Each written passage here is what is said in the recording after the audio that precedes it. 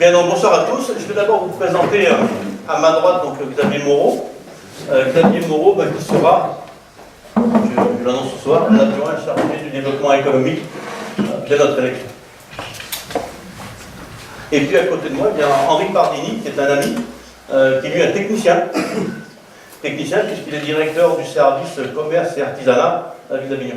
Donc on travaille ensemble à la mairie d'Avignon. Donc il est comme moi-même fonctionnaire territorial, pas du tout politique.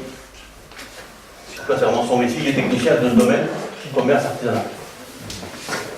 Et avant de commencer, j'aimerais remercier Madame Tramier de nous accueillir dans cette magnifique galerie.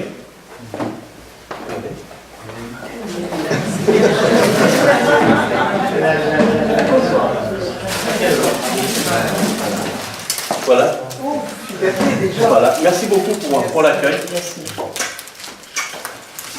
Merci beaucoup. Merci à tout le monde. Parce qu'il est vrai que l'endroit est magnifique, je ne sais pas ce que vous en pensez.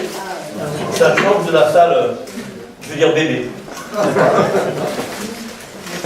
Voilà, bien, donc j'ai souhaité vous proposer ce soir une réunion thématique concernant le développement économique, avec pour but, bien sûr, la mise en œuvre d'un plan de redynamisation de notre commune qui, je crois, en a bien besoin aujourd'hui. Cette redynamisation doit se faire avec vous, les acteurs économiques de notre commune, car vous êtes les organes vitaux de cette réussite. Jamais à Jonquière, de mémoire en tout cas, les élus en place ont réuni autour de la même table les artisans, les commerçants, les entrepreneurs, les professions libérales, le corps médical, les agriculteurs et les viticulteurs. Vous le savez, les élections municipales auront lieu en mars 2014. Alors, je vais faire une petite page d'historique. Je vais revenir en arrière et je vais repartir du 25 juin 2012. Ce 25 juin 2012, je recevais un courrier du maire de Jonquière m'informant, je cite, « Compte tenu de votre manque de solidarité avec notre équipe municipale, nous vous considérons désormais comme conseiller municipal d'opposition. Si vous souhaitez me rencontrer à ce sujet, veuillez prendre contact avec mon secrétariat qui me fera part de votre sollicitation. » Signé le maire, Louis Biscara. Alors, vous le connaissez aussi bien que moi, c'est mieux que certains, dès qu'on n'est plus d'accord avec lui, on devient son ennemi. La messe est dite. Donc, j'ai pris acte, et dès octobre, ma décision est prise, octobre 2012, j'entends, et donc, j'ai décidé que je serai candidat à l'élection municipale de mars 2014. Avant de prendre cette décision, j'ai beaucoup écouté les Jonquiérois. J'ai entendu beaucoup de sollicitations, beaucoup d'encouragements. J'ai entendu les appels du monde éducatif, associatif, économique, et au-delà, des centaines de Jonquiérois de toutes conditions. J'ai ressenti dans tous ces échanges l'espérance d'une rupture, l'espérance du sursaut, l'espérance du renouveau, mais je dirais tout simplement l'espérance d'une dynamique nouvelle. Alors, j'ai décidé, dès le mois d'octobre 2012, de mettre en place des outils de communication entre les Jonquiérois et le groupe d'opposition. Notre première conférence de presse, nous l'avons tenue le 25 octobre, chez Florence, à l'Estérel. J'ai annoncé à cette occasion la distribution du premier numéro de notre revue que vous recevez régulièrement dans vos boîtes aux lettres maintenant. La prochaine va arriver d'ici 15 jours, ce sera la dernière de 2013. Et puis, nous avons créé un site internet, une page et un compte Facebook. De cette façon, nous pouvons atteindre tous les Jonquiérois, quel que soit leur moyen de communication. Très vite, j'ai été rejoint par ceux qui deviendront rapidement mes premiers colistiers. Et nous nous sommes mis au travail. Nous avons dressé très rapidement un premier état des lieux qui s'est vite avéré peu brillant. Nous avons dénoncé l'urbanisation irrationnelle conduite par le maire sortant. Nous avons dénoncé les grandes difficultés d'intégration des nouveaux résidents jonquiérois du fait du manque et du sous-dimensionnement des installations publiques. Je citerai les écoles, la cantine, la crèche, le centre aéré, les salles de sport et tout ce qui est lié au monde associatif. Nous avons également dénoncé les problèmes liés aux incivilités et à l'insécurité croissante à Jonquière. Nous avons dénoncé le manque d'entretien de notre commune. Notre commune qui est très sale, avec des voiries, je dirais, très dégradées. J'ai des amis qui habitent à l'extérieur de Jonquière qui me disent qu'on ne serait pas Jonquière en vélo, c'est une catastrophe. Dans les contours. Nous avons dénoncé également une rénovation du centre ancien irrespectueuse de notre architecture provençale. Nous avons dénoncé les méthodes dictatoriales du maire sortant et de son cercle rapproché. Ceux qui viennent, je dirais, plus ou moins régulièrement aux conseils municipaux peuvent s'en rendre compte. On n'a plus l'impression d'être dans une république. Rapidement, eh bien, nous arrivons au 3 mai dernier, 3 mai 2013, qui fut une date majeure pour notre équipe. En effet, l'annonce officielle de notre candidature pour les élections municipales 2014, avec pour slogan, eh bien, ensemble, redynamisons Jonquière. Avec beaucoup de responsabilités, je vous ai annoncé ce soir-là, oui, je suis candidat à l'élection municipale de mars 2014. Oui, je souhaite devenir maire de Jonquière, et oui, je souhaite devenir votre maire. Mon engagement aujourd'hui, il n'a pas changé, il reste le même, et il se renforce chaque jour. Le 3 mai, j'ai annoncé mes 6 premiers colistiers. Et naturellement, au fil des semaines, j'ai été rejoint par d'autres. Aujourd'hui, mon équipe est complète. Nous sommes 27. Tous engagés pour vous servir. Servir notre commune. En concertation avec vous tous. C'est pour ça que ce soir, eh bien, j'ai souhaité que l'on se rencontre, comme nous rencontrons eh bien, tout le monde. Nous allons bâtir ensemble le futur de Jonquière. Vous connaissez 19 de mes colistiers, avec moi 20. Aujourd'hui, il en reste 7 à vous présenter.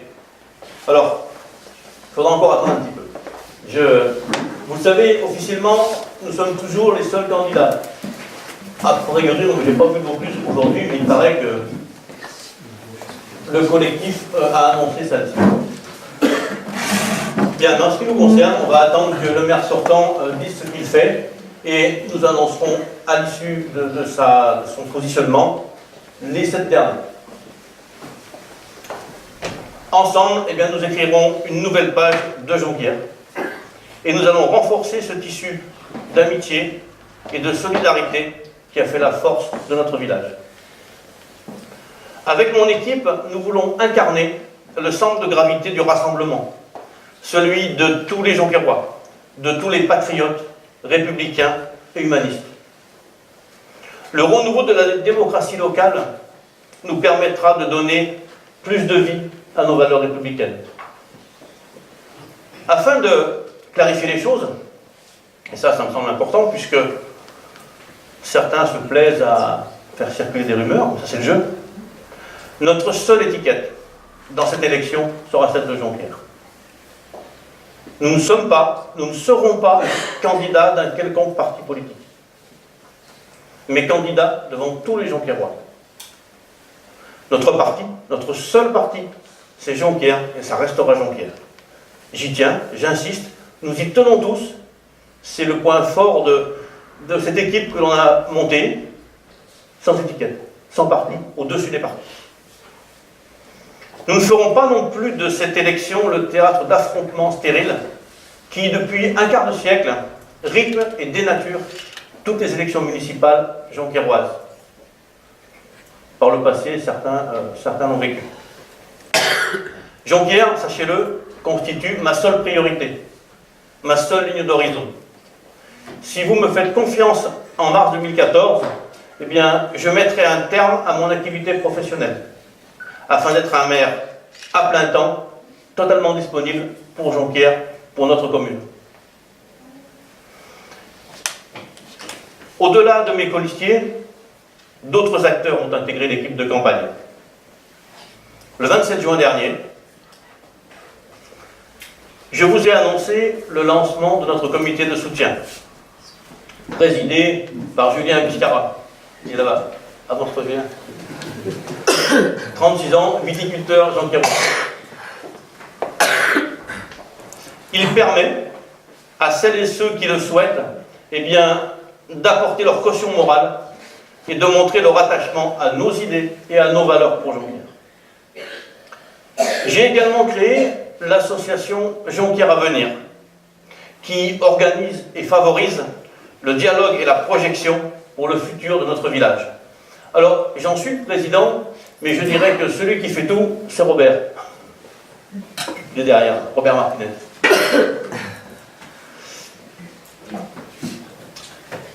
Au mois de mai, j'ai également lancé un programme de formation. Parce que être élu aujourd'hui ne s'improvise pas. Mon équipe est en formation, et vous le savez, comme un chef d'entreprise le fait avec ses collaborateurs. Chaque mois, mes 26 colistiers et moi-même bénéficions d'une journée de formation studieuse, dispensée par des intervenants extérieurs compétents sur les grands sujets. Nous avons déjà été formés sur l'urbanisme, les travaux, la voirie, les finances publiques, l'organisation et le fonctionnement d'une collectivité, la sécurité, le rôle et le statut de l'élu local. Nous n'avons pas encore terminé. Nous avons déjà fait les sujets que j'appellerais moi principaux. Il en reste d'autres. En l'occurrence, je citerai les marchés publics par exemple, qui est un sujet vaste, complexe. Cette formation est prévue en janvier. Vous le voyez, votre future équipe municipale est au travail et en ordre de marche. Concernant ces formations, en un peu plus de 6 mois, je crois qu'on est plus formés que certains l'ont été en 25 ans, actuellement en place. Cette formation, eh bien, c'est la meilleure arme pour défendre les intérêts de notre village. Mes 26 colistiers maîtriseront ainsi les rouages d'une collectivité et les dossiers locaux. Ils seront prêts au lendemain des élections municipales. Dans notre revue de septembre, nous avons partagé notre pré-projet. Vous l'avez tous eu dans vos boîtes aux lettres, il est sur le site. A dû l'avoir, peut-être pas forcément consulté, mais tout le monde l'a eu. Alors, pour rappel, je vais vous citer les 5 grandes orientations de ce pré-projet, puisque le projet, lui, arrivera fin janvier, quand toutes nos réunions thématiques seront terminées, puisque, petite parenthèse, le but de nos réunions thématiques, le but de cette rencontre ce soir, eh bien, c'est d'avoir votre ressenti sur le développement économique de Jonquière. Avec ce ressenti, avec vos problèmes, vos idées, vos propositions, mal axées avec les nôtres, si je puis dire, eh bien, cela fera le projet du développement économique que nous proposerons fin janvier. Nous voulons travailler d'une manière concertée, partagée, et pas tout seul dans notre coin. Voilà pourquoi on fait ces réunions thématiques par, je dirais, par spécificité. Donc, pour rappel, eh bien, ces 5 grandes orientations, c'est l'urbanisme, la voirie et les travaux, ensuite la sécurité et la tranquillité publique, puis l'éducation et la jeunesse, et ensuite la vie associative et sportive, et eh bien, le sujet de ce soir, le développement économique.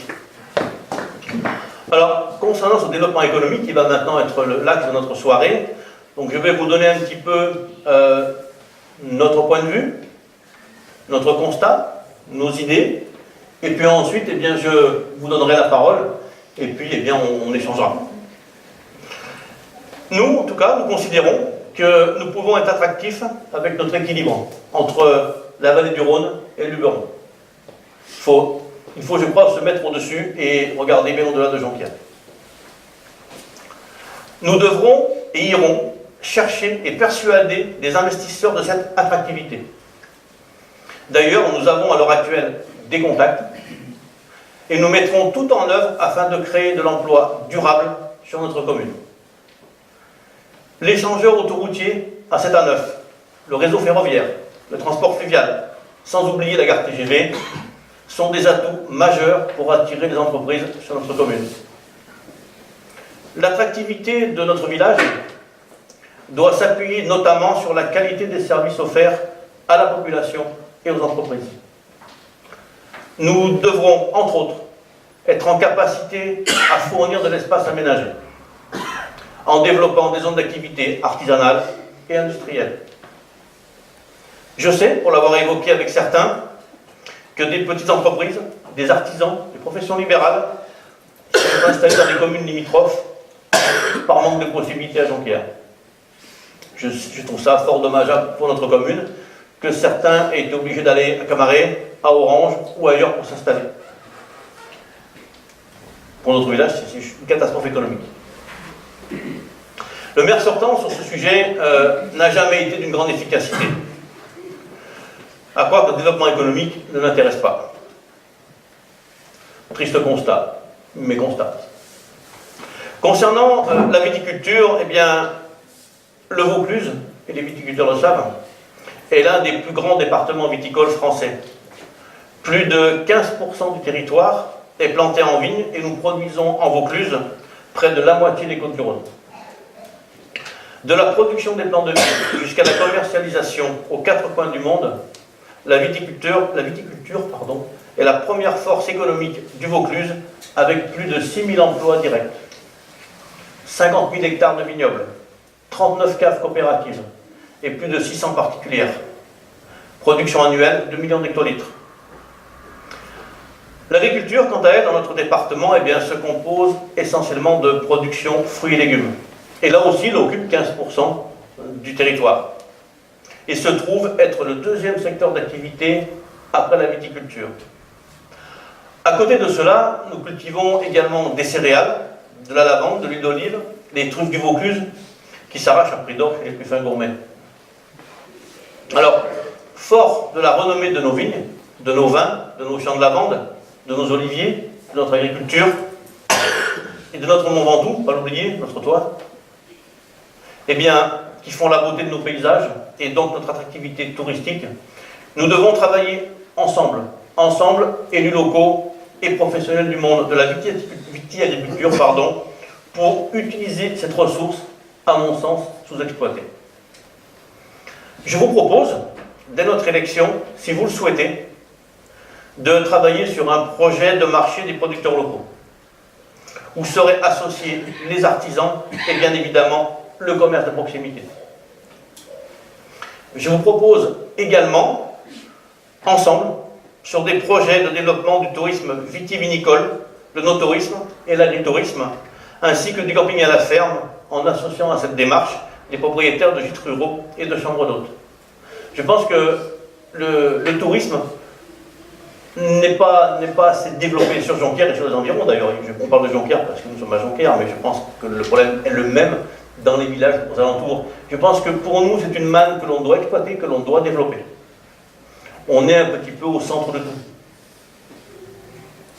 Il faut qu'on prenne de la hauteur, que l'on regarde ça d'une vue beaucoup plus haute et qu'on se développe. Concernant maintenant le commerce de proximité et l'artisanat, nous souhaitons lancer un grand plan de redynamisation du commerce jonquiérois. Le commerce de proximité représente l'âme, l'identité, l'histoire et donc la vie du cœur d'un village. Afin de dynamiser le cœur de notre village et de valoriser ce commerce de proximité, eh bien là, je vous propose, dès notre élection, de réaliser une étude en partenariat avec la Chambre de commerce et d'industrie, qui permettra, 1. de dresser un état des lieux du commerce et de son environnement, 2. d'évaluer l'image et l'attractivité de notre commune, 3. d'identifier les attentes des consommateurs et des professionnels, 4. de dégager les forces et les faiblesses, ainsi que les enjeux de développement de l'offre sur notre commune. Cette étude concernera bien sûr les commerçants, bien sûr les artisans, les consommateurs et bien évidemment nous les élus. Il faut savoir que ce genre de dossier, ce genre d'analyse, la Chambre de commerce le fait. Ça a été fait a priori il y a très longtemps à Jonquière, voilà, mais a priori pas trop suivi de fait. Donc je crois qu'il faut travailler là-dessus. On doit faire une RAZ, remise à zéro, sur ces sujets-là, et travailler sérieusement. La seule réalisation de cette étude ne suffira pas. C'est ce que je viens de dire juste avant. Faire des études, c'est beau, c'est joli, c'est bien. Mais il faut s'en servir après derrière. Il ne faut pas se contenter de faire une étude.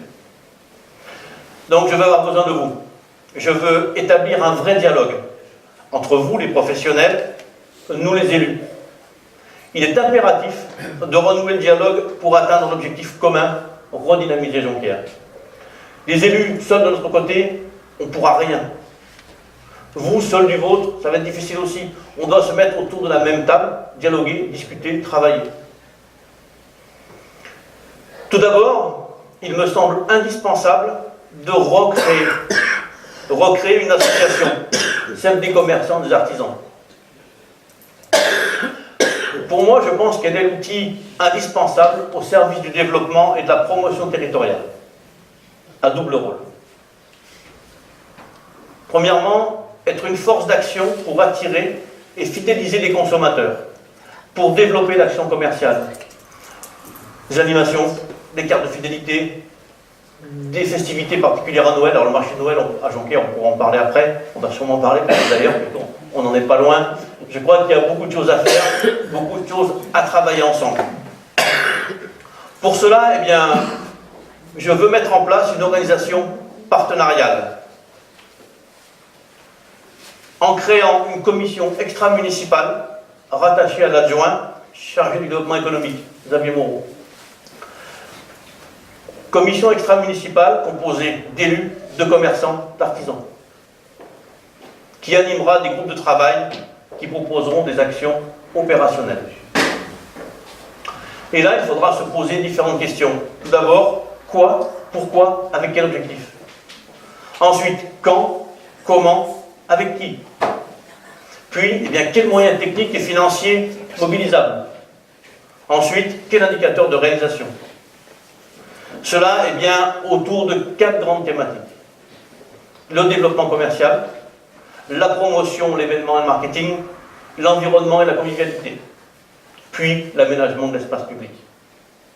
Je pense que tout ça, c'est important. Vous allez me dire, c'est facile à dire, mais au-delà de ça, il faut le faire. Et je veux le faire, nous voulons le faire. En clair, eh bien, ce que j'ai envie de vous proposer, c'est juste le contraire de la situation actuelle, qui devient désastreuse pour l'avenir économique de notre village. Voilà, donc tout ça, eh bien, nous voulons y remédier parce que je pense qu'il y a des belles choses à faire. Il suffit de se mettre autour de la même table, réfléchir, travailler et mettre tout ça en commun. Et je souhaiterais maintenant aborder un autre secteur très délicat mais très important. Celui du secteur médical, paramédical et les métiers de la santé. Alors actuellement, eh bien, la commune de Jonquière est en procédure de passage du plan d'occupation des sols en plan local d'urbanisme. L'enquête publique s'est terminée le 22 novembre. Je vous en parle, vous allez comprendre rapidement pourquoi. Après l'analyse du projet du PLU du maire sortant, qui consiste à s'acharner, et vous le savez, dans sa démarche d'urbanisation irrationnelle, sans aucun bon sens, nous avons travaillé de notre côté. Et nous avons rédigé, il est là, un contre-projet au PLU, que j'ai remis au commissaire enquêteur le 22 novembre, le dernier jour de l'enquête publique à Jonquière. Dans ce contre-projet, nous proposons, entre autres, sur un terrain situé au centre géographique de Jonquière, la création d'un pôle santé avec parking. Ce projet, nous le porterons ensemble avec les professionnels de la santé et nous élus. L'offre de santé est, à notre sens, un élément déterminant du dynamisme d'une commune. Ce projet, il est ambitieux, je le sais, nous le savons, mais nous mettrons en place une commission extra-municipale là aussi. Il n'est pas question que les uns ou les autres travaillent seuls dans leur coin, qui sera composée, bien sûr, cette commission de membres des différents secteurs de la santé. Médecins, infirmières, kinés, pharmaciens et autres. Cette commission sera rattachée également à l'adjoint au développement économique. Il animera les groupes de travail selon 3 phases indispensables. Nous associerons d'autres partenaires, puisque là, il faut aller au-delà de notre commune sur des projets tels que celui-là. Il faudra associer l'ARS, l'Agence régionale de la santé. Il faudra associer l'Union régionale des professions de santé, l'URPS. Pourquoi? Parce qu'eux, eh bien, ils sont les acteurs institutionnels sur ce genre de projet. Mais également, eh bien, il faudra associer la MSA, la Mutuelle Sociale Agricole, et les autres mutuelles, qui, elles, jouent un rôle d'accompagnement et de financement sur ces projets-là. Les 3 phases, eh bien, tout d'abord, il faudra avoir une phase préalable qui consistera à évaluer les besoins, les attentes et les motivations des professionnels de santé. Il faudra évaluer la situation de l'offre de soins existante. Il faudra voir combien de professionnels de santé seraient susceptibles d'intégrer le projet. Et puis, eh bien, effectuer un diagnostic préalable d'implantation. Ensuite, la deuxième phase, la phase du projet. Eh bien là, il faudra définir le projet de santé avec des objectifs stratégiques et opérationnels. Il faudra réaliser le montage juridique, les participations de chacun, et monter le dossier de financement. Et là, sur ce genre de projet, eh bien, on peut travailler sur un partenariat public-privé. Ce qui rend les choses, pas plus faciles, mais plus facilement réalisables, j'ai envie de dire. Ensuite, eh bien, la troisième phase, c'est la phase de mise en œuvre. Cette phase de mise en œuvre, eh bien, le montage du programme immobilier, sa réalisation, sa réception. Voilà un petit peu ce projet, ambitieux, certes, mais qui me semble aujourd'hui indispensable, parce que Jonquière grandit, parce qu'aujourd'hui, je crois que les métiers de la santé, le corps médical en général, a sûrement besoin d'un coup de pouce, d'un coup de main. La population a aussi besoin de s'y retrouver. Donc je pense que là, il y a un gros travail à effectuer, et nous devons le faire de concert. Je crois que nous devons avoir une réelle politique de santé, comme je disais, prendre des mesures, tant à l'échelle organisationnelle que professionnelle. Quelle est mon ambition sur ce sujet? Et bien évidemment, tout ça se fera en concertation et en partage avec tout le monde. Voilà, j'ai essayé de ne pas être trop long. Voilà ce que je voulais vous proposer ce soir. Donc c'est des pistes, ce n'est pas une finalité en soi, c'est des pistes, des premières réflexions que l'on va partager. Nous allons en débattre, je vais vous donner la parole dans quelques instants. Mais quoi qu'il en soit, le constat aujourd'hui, il est clair. Le village de Jonquière s'appauvrit. Il s'appauvrit aussi bien moralement que culturellement qu'économiquement. La crise que nous connaissons depuis 5 ans a anéanti bien des efforts et ruiné bien des espoirs à Jonquière, comme ailleurs d'ailleurs. Répondre à la crise par le travail et par l'effort, c'est choisir de sortir de la crise par le haut, d'en sortir plus vite et d'en sortir plus fort. Jamais je ne resterai les bras croisés. Je refuse la fatalité. À quoi servirait-il d'être candidat si on n'a rien à dire, si on n'a rien à proposer ou à faire? Parce que l'on a décidé de s'agenouiller devant la fatalité. Eh bien moi, la fatalité ne fait pas partie de mon vocabulaire. Et je crois que dans toute notre équipe, on ne veut pas entendre parler de fatalité. C'est notre choix, celui du mouvement, celui du volontarisme, et non pas celui de l'immobilisme, qui est le choix du maire sortant depuis 25 ans. J'aurais juste envie de dire, dans une parenthèse qui ne va pas durer longtemps, depuis 25 ans, il vit sur l'air d'Henri Focquet. Et là, je dis, ça suffit. On est dans l'immobilisme le plus complet. Heureusement qu'il y a eu Henri Focquet avant lui. Alors, en ce qui me concerne, j'ai une haute idée de la fonction de maire, de la hauteur de vue et de la grandeur morale qu'elle exige. Cette exigence, je me l'impose à moi-même. Rien ni personne ne me détournera de cette ligne de conduite. Ensemble, nous redonnerons au débat démocratique la hauteur dont il ne devrait jamais descendre. Nous donnerons à cette campagne la hauteur de vue dont elle a besoin pour que les Jonquiérois puissent se décider en toute connaissance de cause. Pour cela, j'ai besoin de vous. Non pas comme des spectateurs engagés, mais comme des acteurs. Je disais tout à l'heure, nous dans notre coin, vous dans le vôtre, on n'arrivera à rien. Une société qui avance, c'est une société qui avance ensemble. Vous êtes la majorité silencieuse. Si vous vous engagez, si vous y croyez, cette majorité silencieuse, eh bien, deviendra la majorité de Jonquière fin mars 2014. À ce moment-là, Jonquière s'engagera dans le défi de la croissance, de proximité avec tous les atouts. Vous êtes, chers amis, le Jonquière qui travaille. Aidez-moi, aidez-nous, aidons-nous tous ensemble à construire l'avenir de Jonquière. Jonquière a besoin de vous. J'ai besoin de vous, de votre énergie, de votre ardeur, mais aussi de vos convictions. Alors, je dirais, ensemble, faisons gagner Jonquière. Ensemble, redynamisons Jonquière. Merci de votre attention. J'ai fait le plus court possible. Maintenant, bien la parole, je vais vous la donner. J'ai lancé des idées. On va lancer le débat. Voilà.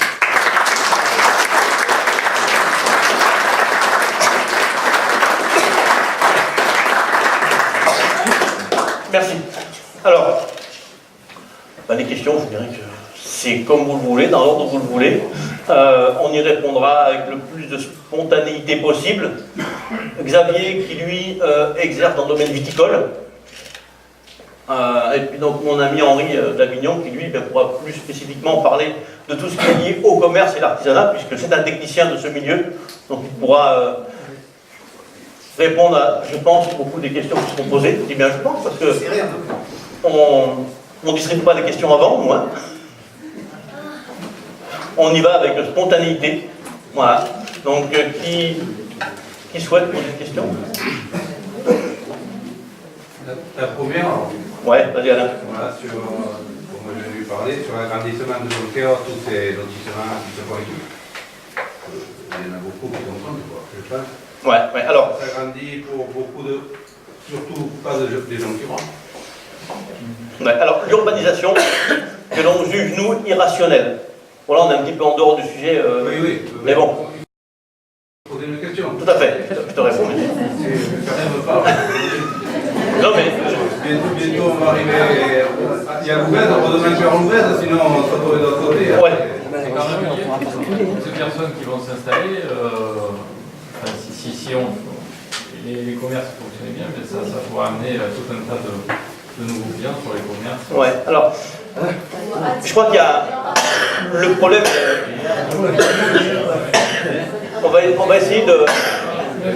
S'il vous plaît, on va essayer d'aller dans l'ordre parce que je crois qu'il y a deux questions complémentaires mais distinctes en fait. Concernant l'urbanisation. Alors, nous la jugeons, et je crois que beaucoup de gens Jonquierois le partagent, nous la jugeons à l'heure actuelle complètement irrationnelle. Complètement irrationnelle parce que menée tambour battant, mais sans aucune projection à moyen terme, et encore moins à long terme.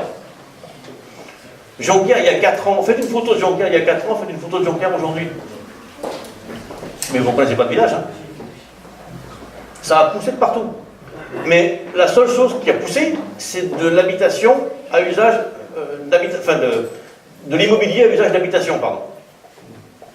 Tout le reste, tout ce qui va autour, tous les moyens d'intégration de ces populations, il n'a pas évolué. Donc, on a fait venir une population, mais une fois qu'elle est là, quels moyens on a mis à disposition pour qu'elle s'intègre? La crèche est saturée, les écoles sont saturées, la cantine, elle est saturée. Les associations, il n'y en a plus aucune qui peut accueillir du monde. Tout explose. Il peut encore moins s'en créer d'autres. La circulation en ville, c'est une catastrophe.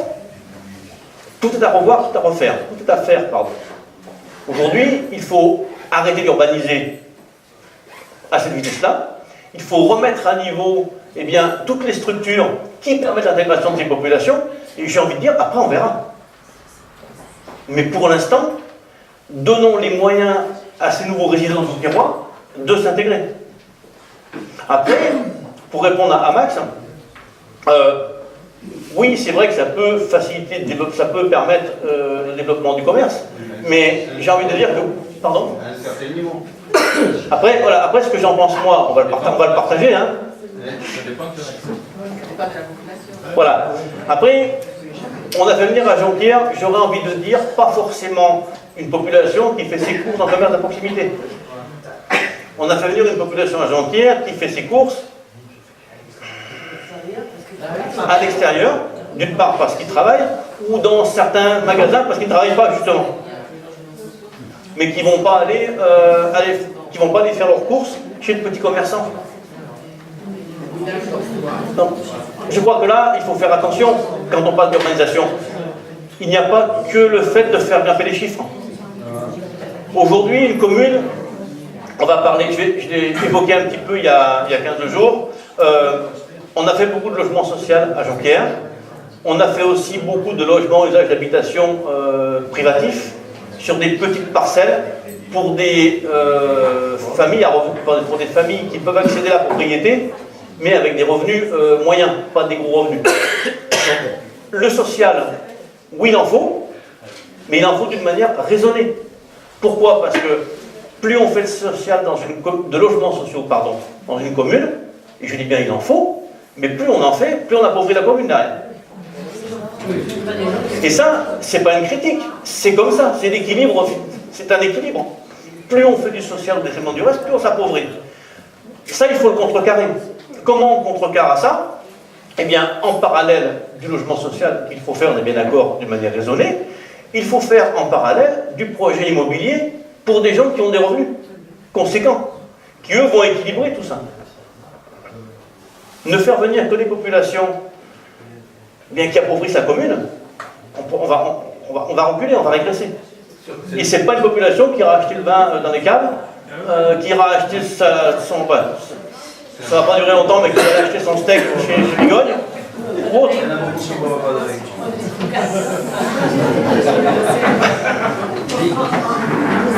Mais voilà, je crois qu'il faut être prudent sur tout ça. Mais c'est ça, mais j'ai voulu parler de ça parce que moi, je travaille énormément en étant jonquirois de voir ça pousser comme des champignons et de ne pas voir des jonquirois qui habitent. Parce qu'il y a beaucoup de gens qui aimeraient avoir des appartements comme ça, habiter des jonquirois, qui n'ont pas le droit, je veux dire, c'est un peu compliqué. Quand je vois pousser ça, tu arrives, ça pousse comme les champignons. En plus, je ne sais pas des dates, spécialement des si ça faisait travailler des gens, peut-être ils vont vendre un peu plus de pain ou... Bien souvent, si on parle d'entreprises qui travaillent sur ces projets-là, c'est sûr qu'elles ne sont pas forcément de Jonquière. Pourquoi? Parce que ce sont bien souvent des grands groupes qui sont sur ces projets-là. Et bon, l'artisan jonquiérois, il n'arrive pas à s'aligner sur ces marchés. Parce que les gros marchés, c'est bien.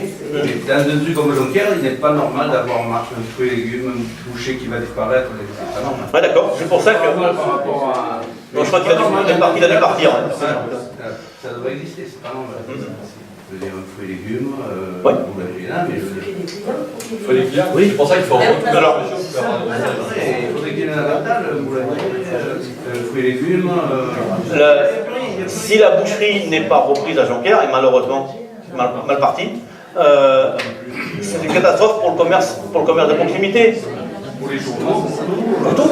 Normalement, c'est un voulu, les grandes surfaces, on fait pour trouver ça, c'est 40 ans. Et petit à petit, si. Oui, mais après, il y a un phénomène de société sur lequel on ne pourra pas lutter. Hein.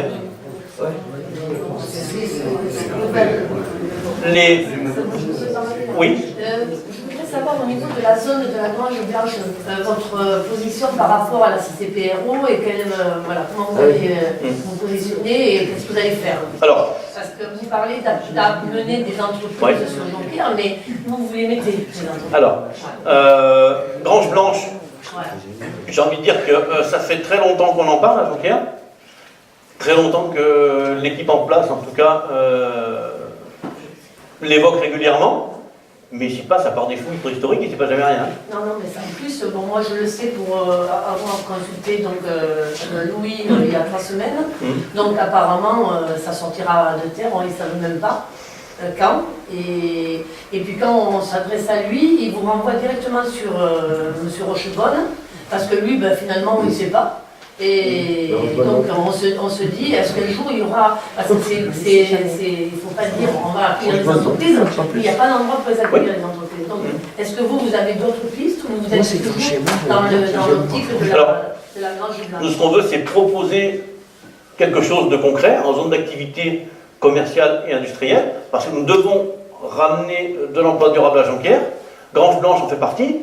Je crois qu'il faut se retrousser les manches, il faut voir ce dossier. Il ne faut pas toujours dire c'est la faute de l'autre. Et le problème, c'est le problème de la municipalité actuelle. C'est toujours la faute des autres, c'est jamais la faute du maire à Jonquière. C'est toujours la faute du voisin, d'Alain Rochebonne en l'occurrence quand on parle de Grange Blanche, mais lui, il n'est jamais pour rien. Et Grange Blanche, au début du mandat actuel, c'était en 2008 donc, un jour il nous dit en réunion eh bien, que le groupe Prologis était intéressé par le Grange Blanche, par le fait de la proximité eh bien, de l'autoroute A719, par la proximité de la voie ferrée, et ainsi de suite. Okay. Et il nous a dit ce même jour que Prologis était intéressé par un embranchement ferroviaire essentiellement, justement pour pouvoir eh bien, rentrer des trains sur leur zone de stockage. Ok. Ça semblait être le point un petit peu qui coinçait un peu, on va dire. Et j'ai un ami qui était à ce moment-là directeur régional des réseaux ferrés. Donc je propose de le contacter. Il est en poste à Marseille, donc je le contacte. Le maire me dit que pourquoi pas, pardon, ok. Donc j'appelle mon collègue qui me dit écoute, moi je t'envoie les commerciaux, les techniciens, on fait un devis, on fait une étude. Ok, pour faire un aiguillage, donc à Grange Blanche. Mon collègue de Marseille téléphone ici pour un rendez-vous. On lui répond, le maire n'a pas le temps. Il faudra voir avec l'adjoint à l'urbanisme, il n'aura pas beaucoup de temps pour consacrer. Bon, donc mon collègue me rappelle. Il me dit écoute, on va quand même venir, donc ils sont venus. L'adjoint à l'urbain leur a consacré une demi-heure, leur a dit écoutez, j'ai pas de temps, je vous laisse, moi il faut que j'y aille. Ils sont venus à Cap de Marseille pour faire une analyse de la station ferroviaire que pour le souhaitait. Et au bout d'une demi-heure, ils ont été abandonnés sur le terrain, ils sont partis. Hein. Ils m'ont appelé, ils m'ont dit c'est bon, on ne viendra plus à Jonquière. Des plans comme ça, on n'en veut plus. Voilà, ça vous donne un petit peu, je fais très court, mais c'est pour vous donner un petit peu l'engouement du développement économique pour le maire sortant. Alors je me suis excusé auprès de mes collègues à Marseille, hein. Mais voilà, c'est un exemple court, résumé, mais un petit peu de la situation. Je ne veux pas qu'on s'inscrive dans cette démarche-là. On a vraiment besoin de faire quelque chose. Grange Blanche, alors c'est vrai que Grange Blanche a la particularité d'être une zone intercommunale. Courthézon-Jonquière. Bon. Mais c'est pas pour autant qu'il faut envoyer le chapeau à Rochebonne en permanence, quoi, à un moment donné. Oui, mais ça n'avance pas, quoi. Non, il ne se passe rien. Vous avez envie de vous installer sur Jonquière et d'avoir un terrain commercial, il n'y a rien sur Jonquière qui est proposé aux entreprises. Donc c'est difficile de parler d'accueillir des entreprises car vous ne pouvez pas les accueillir. Donc aujourd'hui, on ne peut pas. un projet autre que Grange Blanche. Oui, alors il est difficile de trop avancer les choses maintenant parce que la réflexion est lancée, mais on ne peut pas partir dans quelque chose sans certitude, on va dire. Voilà. Les pistes, on les a, on y travaille, de réelles pistes en tout cas. Il n'y a pas que Grange Blanche où on peut se développer. Hein. Le PLU, mis à part Grange Blanche, il n'y a pas d'autre endroit où c'est débloqué. Hein. Ça vous démontre bien son engouement pour le développement économique. Tout à fait. Vous voyez, en comparaison, je ne pensais pas l'aborder, mais c'est vrai que ça permet de revenir sur l'urbanisation tout à l'heure. Il ne prévoit rien pour le développement éco, mais par contre, il annonce 451 logements supplémentaires à Jonquière dans son même PLU. Qui apporte rien Et qu'est-ce que plan économique. À un moment donné, c'est bien de construire, mais il faut peut-être penser à l'emploi durable. Voilà. Alors, son PLU, nous, on a fait notre contre-projet. Le commissaire enquêteur l'a. Sur notre contre-projet, pour l'instant, il n'est pas fait état de zone industrielle ou commerciale dans un premier temps. Hein. Notre combat dans un premier temps, c'est de stopper cette urbanisation irrationnelle, donc les gros projets, pour revenir à quelque chose de concerté, de raisonné, en passant d'abord par une remise à niveau de l'existant, de tous les moyens d'intégration. On verra. Alors attention, là aussi, excusez-moi, je fais une parenthèse, c'est important de la faire. Quand on dit stopper l'urbanisation irrationnelle, on parle des gros projets. On ne parle pas de la personne qui va déposer un permis pour construire une maison sur une parcelle. On est bien d'accord, hein. On parle des projets comme un des projets pharaoniques de 300 logements ou de posants. Sur des terrains qui sont pour moitié à lui. Est-ce que ce que tu as fait peut stopper un petit peu les choses là maintenant. Alors là, pour l'instant, on n'a rien stoppé. Nous, on a fait le contre-projet. Le commissaire enquêteur est parti avec. Il doit rendre son rapport dans un mois à partir du 22 novembre, donc grosso modo autour du 20 décembre, il doit rendre son rapport au préfet de Vaucluse, qui après, lui, tranchera sur ce PLU. En parallèle, on a enclenché une autre procédure pour contrecarrer aussi tout ça. Parce que nous, on considère qu'il faut pour l'instant freiner, il faut ralentir tout ça. Il faut remettre à niveau les structures. Quand on aura remis à niveau les structures, ok, on pourra rouvrir un débat sur le bien fondé d'urbaniser. Mais s'il y a bien fondé d'urbaniser, il faudra prévoir des projets immobiliers pour des gens qui ont des revenus, pour rééquilibrer tout ça. Et je prendrai un exemple. Il y a beaucoup de travail, oui. Ouais, oui. Est-ce que ça peut éventuellement être retrouvé avant le mois d'avril? C'est ça. J'espère. J'espère. C'est pour ça qu'on a beaucoup travaillé sur ce contre-projet. Hein. Ça représente beaucoup de soirées et de réflexions. Le but étant justement que ce PLU ne puisse pas être voté avant les municipales. Sachant qu'après, un PLU, ce n'est pas un document figé dans le marbre. Hein. Un PLU reste toujours évolutif. Donc si au pire des cas, il passait, c'est bien au pire des cas. De toute façon, on peut l'amender dès qu'on arrive. Hein. Mais je pense que déjà, il faut le stopper. Il faut stopper le PLU en l'état actuel pour proposer autre chose, c'est ce que nous avons fait. Maintenant, on espère que le commissaire enquêteur va le prendre en compte. On y a mis tous les arguments qu'on devait y mettre. On a des professionnels qui ont travaillé avec nous, des urbanistes qui ont travaillé sur ce contre-projet avec nous. On n'a pas travaillé tout seul. On a utilisé les compétences des urbanistes qui ont trouvé le projet justement un petit peu pharaonique, tel qu'il était en tout cas. Et dans un deuxième temps, nous on travaillera sur ces zones. On a commencé à y travailler, on attend des réponses sur certains projets, on doit rencontrer des personnes, mais je ne peux pas dévoiler les choses maintenant, ça serait délicat pour ces personnes-là. Et puis ce serait prématuré. Voilà. Mais on a des vrais projets là-dessus, oui, parce que c'est primordial si on veut sortir de la crise. Il y a une question. Oui, moi j'habite route de Courthézon au 715 justement, ouais. Face à la Grange Blanche où toutes ces vignes ont été arrachées, où il y a des moutons pour le moment, mais je veux dire qu'ils sont soi-disant pour devenir une zone industrielle.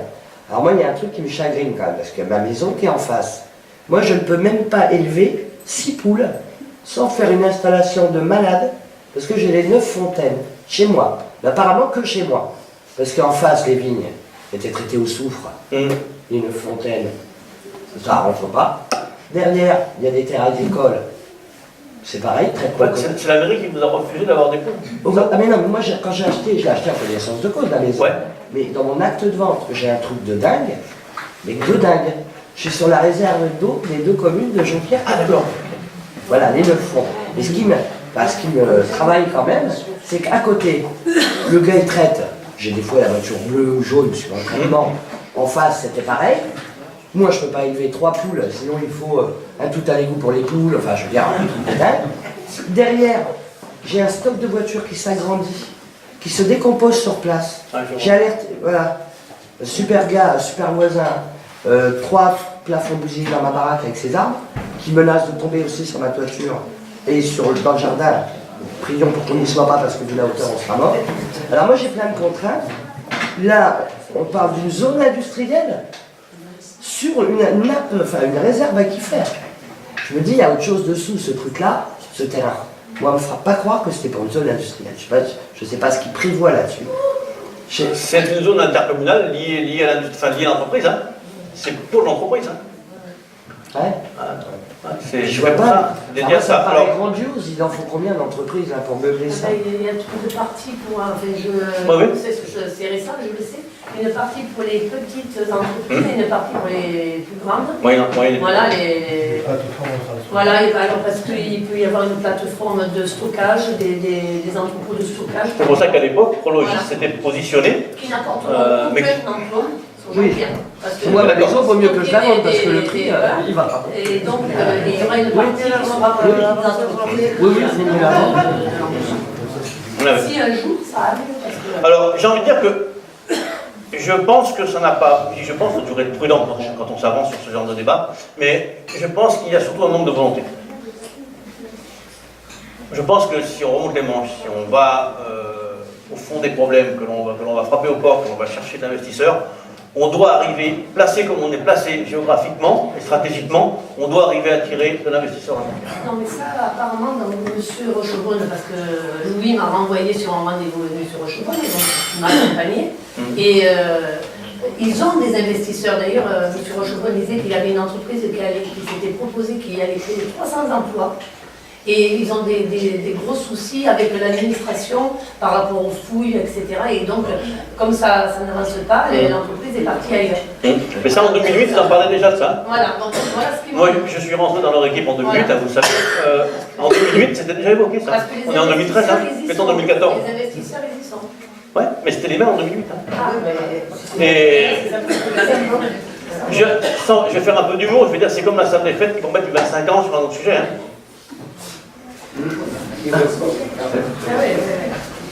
Ouais. Mais ce que vous dites, je l'ai entendu en 2008. Moi. C'est ce qu'ils m'ont dit Ouais, 3 mais- semaines ouais. à la mairie de Courthénon. Vous allez voir, la salle des fêtes, il va nous la ressortir en janvier. Là. Il va la promettre dans le mandat qui va venir. Donc, je vois que voilà. Donc nous, on veut travailler là-dessus. On a des pistes, on travaille. Mais il est prématuré d'aller plus loin dans mon propos parce que je ne peux pas avancer ni des noms ni des endroits, puisque bon, on peut pas, tant que c'est pas sûr, on ne peut pas aller plus loin. Voilà. Mais on travaille dessus. Et il y a des possibilités. Et ce qui est regrettable, c'est que justement, dans le PLU, eh bien, rien n'a été prévu pour le développement économique. Il prévoit de l'urbanisation en usage d'habitation, mais rien pour le développement éco. C'est quand même un signe fort d'un manque de volonté sur ce sujet-là. Il y a d'autres questions? Il y a des solutions pour le stationnement du centre-ville pour favoriser justement le commerce de proximité là. Parce qu'ils en ont supprimé pas mal derrière au centre ancien déjà. Ouais. Donc, Alors le stationnement, c'est vrai que je dirais que tout le plan de circulation et de stationnement à Jonquière est à revoir, est à repenser et est à redessiner. à la place derrière, un minimum d'organisation avec des places qui seraient... Matérialisé. Voilà, on organiserait déjà peut-être une ou deux places. Il y a moyen de gagner plus que ça. Ouais. Il y a plus que ça.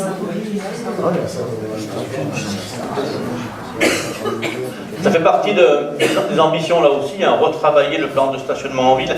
Mais tout ça, ça fait partie du plan de redynamisation du commerce de proximité. Et ça, je donnerai la parole à mon ami Henri, qui vous parlera peut-être, je pense que vous connaissez tous les commerçants, le FISAC. Et puis Henri va vous en parler dans quelques minutes, je vais lui donner la parole. C'est très intéressant et justement, c'est ce qui peut nous permettre, et j'ai envie de dire en m'avançant un peu, c'est ce qui va nous permettre d'entamer cette redynamisation du commerce de proximité. Et justement, le plan de circulation, ça fait partie de ces grands projets autour du FISAC. Je vais lui donner la parole, il va faire une explication sur ce dossier-là, qui est un dossier très technique qu'on enclenchera dès notre élection. Une question. Redynamiser Jonquière, oui, les commerçants d'accord. Comment attirer de nouveaux commerçants? Comment pas faire fermer ou partir ceux qui sont en place? Parce que vous avez évoqué la crise, d'accord. Donc on est tous conscients, si on est là ce soir, c'est qu'on cherche des solutions. Vous parlez de grands projets, donc vous avez une envie. Quels sont les moyens que la mairie va mettre en place, l'équipe municipale élue à ce moment-là? Et du coup, comment dynamiser ou redynamiser Jonquière en faisant venir des commerçants? On a parlé de la boucherie qui ferme, oui, mais comment faire venir un boucher? Parce que est-ce que la mairie peut soutenir via un projet d'aide à un boucher qui s'installe ou avec des locaux municipaux mis à la disposition, comme ça peut se faire dans d'autres villages? Quels moyens en fait vous comptez mettre en face pour attirer des commerçants? Parce que on a de la population, oui. Du coup, la question c'est ça. Qu'est-ce que vous comptez mettre en face pour attirer des nouveaux? D'accord. Alors là, je crois que ça fait partie justement de la réflexion liée au FISAC, tout ça. Et donc, je te donne la parole tout de suite, si tu veux bien. Bien sûr. Donc le FISAC, derrière ces acronymes barbares, qu'est-ce que ça veut dire? tout simplement, c'est le fonds d'intervention des services de l'artisanat et du commerce. Autrement dit, des subventions d'État. Alors, pour parler au jour d'aujourd'hui, ces subventions, elles sont très encadrées, très techniques. Alors, juste une petite parenthèse avant de développer un petit peu cette histoire de FISAC. Il faut savoir que les mairies aujourd'hui, à la base, c'est eux qui s'occupent du commerce. Techniquement, les mairies ne s'occupent pas du commerce. Ce sont les chambres consulaires, artisans, le commerce, les chambres des métiers. Mais c'est vrai que c'est pas d'évidence que de dire aujourd'hui qu'il y a de grosses difficultés pour le commerce, en particulier quand je parle sur les difficultés, je parle du commerce de proximité, hein, ce qu'on qualifie de petits commerçants. Moi, j'aime pas ce terme, je préfère le commerce de proximité. Et donc, c'est vrai qu'aujourd'hui, les mairies, pour faire vivre leur centre-ville, oui, donc les mairies, pour faire vivre leur centre-ville. Donc, de plus en plus, les mairies interviennent. Alors, la question que vous posiez était très intéressante parce que comment? Techniquement, quand on parle de moyens, on parle d'argent public. L'argent public, c'est tout de suite quelque chose de très compliqué pour pouvoir intervenir dessus. C'est pour ça que l'intérêt d'un FISAC, au-delà d'une subvention avérée ou non de l'État, ça permet d'avoir un cadre légal, transparent, accessible à tout le monde. Et ça, c'est très important. Et parmi les choses qu'un FISAC, un plan FISAC oblige, c'est la présence des commerçants et des artisans autour d'un comité de pilotage du FISAC. C'est pas un élu, si charismatique soit-il, dans son coin qui va pouvoir faire quelque chose. C'est une équipe qui va monter ce plan et c'est l'État qui contrôlera ça. Donc ça, je vous dis, au-delà des subventions possibles et donc des moyens financiers, c'est quand même très important, ça permet au moins de tout le monde qui voit ce qui se fait, à tout le monde de s'exprimer. Et je pense que l'idée soumise, nous on a mis ça, là aussi on n'a pas inventé le choix, d'aller vidéo, on reprend des choses qui fonctionnent, et on essaie d'aller vers d'éviter ce qui ne fonctionne pas. Donc on a aussi créé une commission extra-municipale, ça fait 5 ans, ça permet à tout le monde d'expliquer, de commenter, de critiquer, parce que des fois il y a des choses qui sont mises en place. Finalement, on espérait quelque chose d'extraordinaire, puis le résultat est moyen, donc de changer de cap quand c'est nécessaire. Donc ce FISAC, c'est un contrat qu'on passe avec l'État, une collectivité territoriale, ça peut être soit une commune, soit une chambre consulaire, en particulier les chambres de commerce sont tout à fait prévues pour faire ces plans FISAC, soit une agglo, hein, il peut y avoir une collectivité territoriale comme une communauté d'agglo qui mettent en place ce FISAC. Alors, techniquement, on ne va pas rentrer dans le détail parce que c'est d'une complexité terrible et il faut être clair qu'aujourd'hui, c'est en train d'évoluer puisque, donc c'est l'information un petit peu originale que je vous livre, pour avoir rencontré très récemment le directeur régional du commerce, donc qui gère au niveau de toute la région PACA tous les plans FISAC. Donc apparemment, le ministère du commerce va faire évoluer ces contrats FISAC vers ce qu'on appelle de l'appel à projet. Qu'est-ce que c'est encore que ça? C'est tout simplement lorsque les entités, donc imaginons la commune va pouvoir déposer un projet qui sera en faveur du commerce et de l'artisanat local, le ministère choisira dans ses projets. Et d'après ce qu'on a évoqué, il est évident que les communes de la taille de Jonquière, puisqu'ils ont des projets pour garder, vous avez bien exprimé ce qu'il faut, c'est garder l'existant, empêcher qu'effectivement des commerces, parce qu'ils n'arrivent plus à tenir, s'en aillent, en faire venir d'autres, parce que ça donne un effet effectivement locomotive, et donc plus les clients ont sur place la réponse à du choix, moins ils vont ailleurs. Hein. C'est aussi, hein, on n'a rien inventé, c'est des choses tout à fait naturelles, et c'est pas aux commerçants présents qu'on va expliquer ça, ils le savent. Donc, tellement, je vous dis, c'est que derrière, pour pouvoir en mettre des moyens en place, il faut un cadre juridique, il faut prévoir des budgets, il faut des personnes ressources. Hein. Là aussi, si vous voulez que ça devienne concret, eh bien, vous allez en débattre. Je crois que ce qu'expliquait Thierry tout à l'heure, c'est la bonne méthode, c'est-à-dire un constat des lieux. Qu'est-ce qui existe? Combien on a de commerce? Dans quel type de commerce? Est-ce qu'on a beaucoup d'alimentaire? Visiblement, pas assez. Est-ce qu'on a beaucoup d'aliments? Qu'est-ce qui fonctionne? Qu'est-ce qui ne fonctionne pas?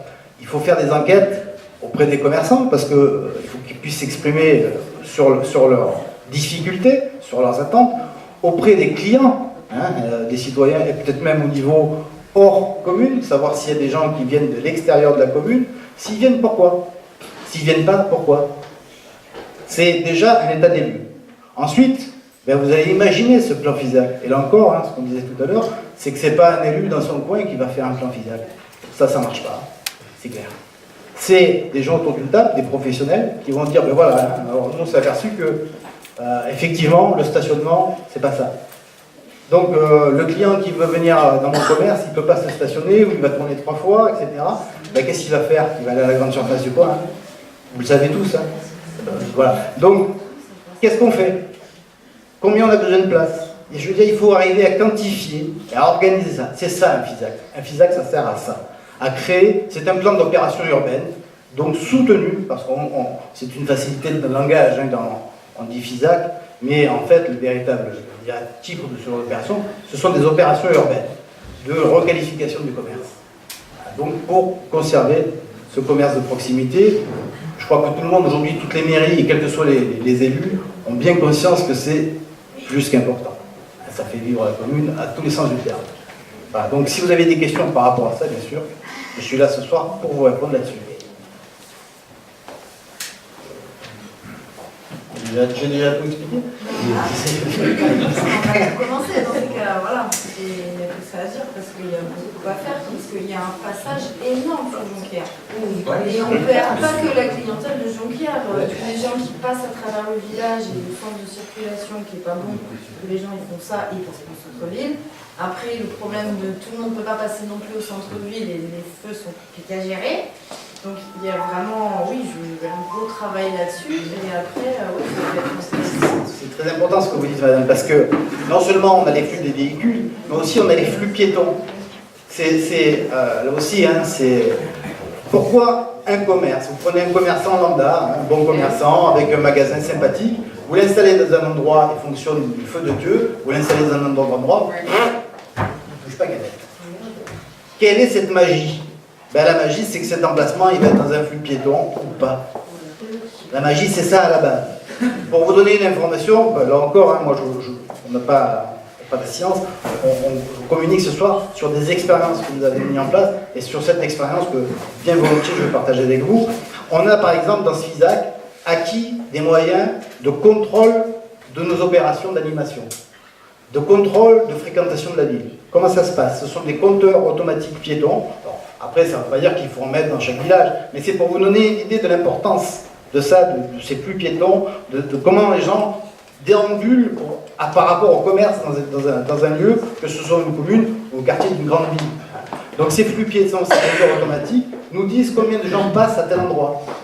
Derrière, on a des comptages aussi manuels, parce que bon, on veut affiner après ça. Tout ça est traité en Belgique au niveau européen. Donc on a fait pas rentrer dans le détail parce que c'est un peu complexe techniquement, mais en attendant, on sait exactement quand c'est qu'il y a de la fréquentation sur notre centre-ville et quand il n'y en a pas.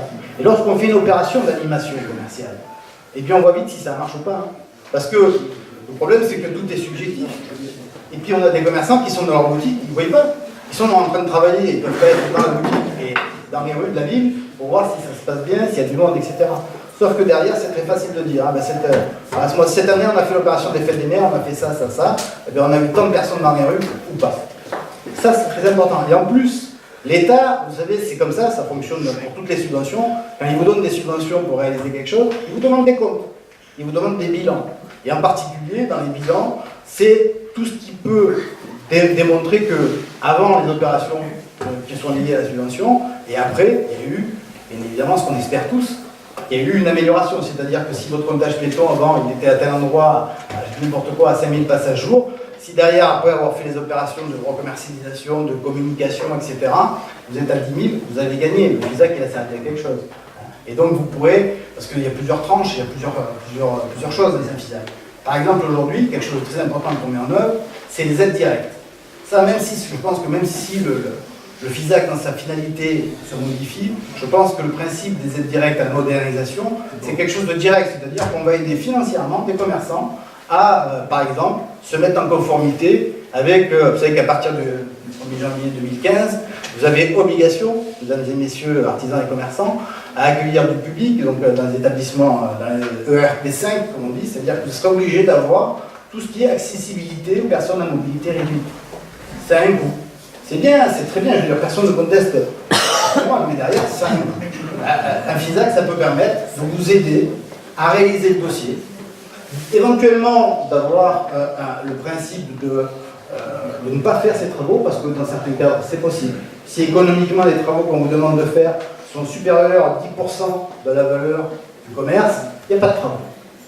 Il y a une commission qui vous fait. À la ville d'Avignon, nous on va faire le dossier, c'est notre structure qui va faire le dossier pour le commerçant, qui va l'aider, qui va l'amener jusqu'au bout. Et si travaux il y a, eh bien on peut financer jusqu'à 12 000 € de ces travaux. L'État va donner 6 000, la ville va donner 6 000. C'est un exemple, ça ne veut pas dire qu'il faut faire ça, mais on va pouvoir permettre à des commerçants de refaire une devanture commerciale, parce que l'aspect de devanture, là, vous avez parlé tout à l'heure, on parlait en aparté de vitrines, de décoration, etc. Bien sûr, hein. Là aussi, on ne vous apprend rien, mesdames et messieurs les commerçants, qu'une belle vitrine c'est attrayant, et qu'on a envie d'y rentrer, donc une fois qu'on est dans le magasin, je vous l'explique avant, ce n'est pas le plus facile, mais c'est déjà bien d'avoir le client qui est à l'intérieur. Je crois que l'idée aujourd'hui pour les mairies d'aider le commerce de proximité, c'est d'aider à garder ces commerçants sur les infrastructures avec ce qui peut être organisé sur ce qui est de la mission de la mairie, hein, le stationnement, les choses comme ça, et d'autre part, d'essayer à travers un FISAC, de faire des animations commerciales, des opérations commerciales pour amener des clients. Après, quand le client est dans la boutique, c'est à vous de jouer, hein, c'est évident. Il faut aussi donner envie de s'arrêter à Jonquière. Oui. C'est-à-dire qu'il n'y a pas de fleurs, il n'y a rien qui a pu dire tiens, on va s'arrêter, voir le village, on a une place de la mairie qui est horrible. Je veux dire, tout ça, peut-être que le commerce, enfin la municipalité, c'est là où il faut s'accrocher au départ aussi. Parce que le commerçant, il est commerçant, il n'est pas. Mais il y a beaucoup de choses à faire. Il y a tout enlevé, tout ce qui a été fait. Ah oui, voilà, c'est ça. Le malheur, c'est qu'il faudrait tout lever. Ah ben là, c'est. Alors, il faut donner envie aux gens qui traversent Jonquière de s'arrêter. J'ai eu 4 soucis. Par rapport à ça aussi, c'est qu'aujourd'hui, vous avez bien compris que beaucoup de missions sont confiées aux agglos.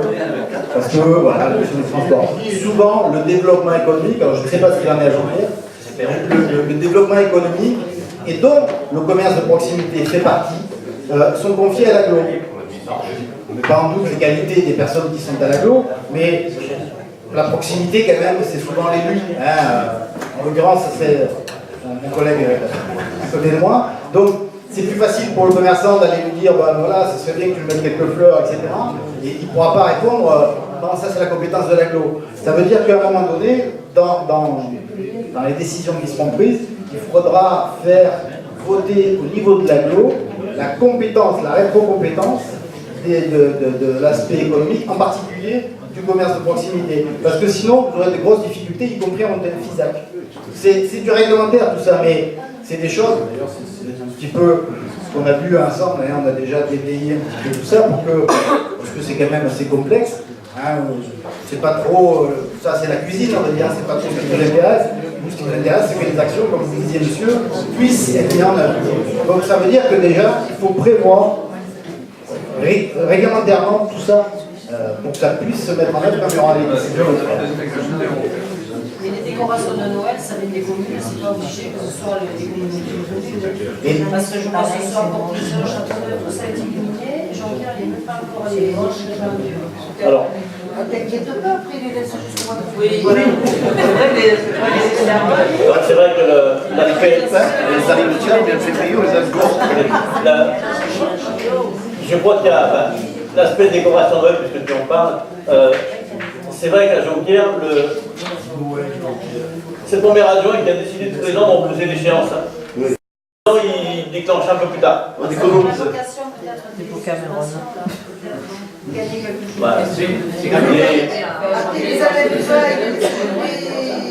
On a un exemple concret. Mais tout ça c'est de tout. Je vais avec un village, c'est bien éclairé.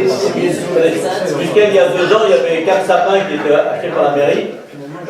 C'était ludique.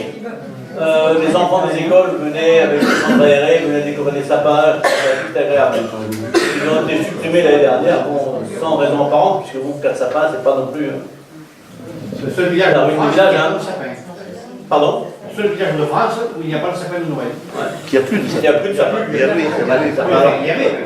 Oui. Moi, je pense que c'est les stationnements là, c'est horrible. Quand on veut se garer, par exemple, devant la manche du bar, tout ça, moi, je m'arrête jamais parce qu'il y a ces bites là. Et je déteste de passer de faire un créneau. Ou alors je me gare à ça, je suis sur la route. Ou alors.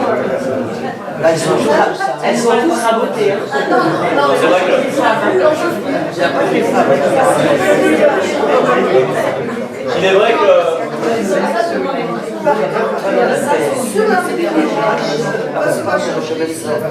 Je connais une dame qui a ses barres de fer qui sont tombées. Et ben, je peux vous dire que tous les dimanches, elle est envahie de voitures. Envahie de Oui, mais il y a la police alors à ce moment-là. Mais même la police, elle le fait rien. Ah non, mais ça, on le sait. De toute façon, il faut déjà faut les voir, il faut déjà les attraper. Hein. Oui, il faut mettre. Alors,